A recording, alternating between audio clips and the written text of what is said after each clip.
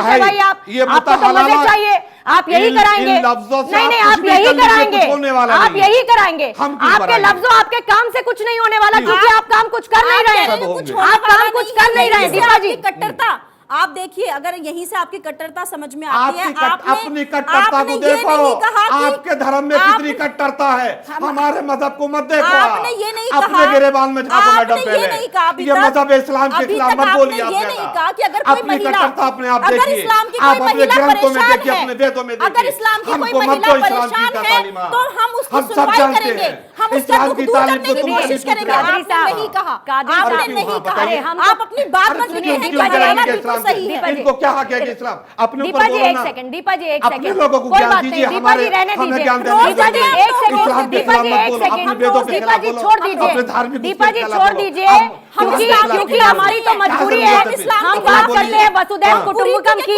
हम कहते हैं हम सिर्फ सबका कुछ डीएनए नहीं। सेम है, हाँ। हम कहते हैं कि सबको साथ लेकर चलना है, हम वसुधैव कुटुंबकम का ख्वाब देखते हैं, इसीलिए हमारी तो मजबूरी है, तुम्हारी लेकिन कोई इनको आप मजबूरी हलाला नहीं है। करने दीजिए, तुम्हारी मजबूरी इनको आप बांटना है। मुताहा करने दीजिए तुम्हारी और इनको मजबूरी उन्हीं बांटना है, कुरीतियों के तुम्हारी साथ मजबूरी जीने नहीं। दीजिए तुमको खुशी जिसमें होती है पीड़ित अगर महिला तुमको है, होता है तो। लेकिन एक पुरुष तुम्हारा कुछ सिंहासन नहीं है। पर बैठा है हाँ। और महिला को सर पर नहीं चढ़ने हाँ, देगा। किसको? शुक्रिया आपका कादरी जी, शुक्रिया आपका, आपका भी बहुत बहुत शुक्रिया दीपा जी। और अंबर भी हमारे साथ थी। अंबर, माफी चाहूंगी आपके पास फिलहाल आ नहीं पाई, शुक्रिया आपका भी हमारे साथ जुड़ने के लिए।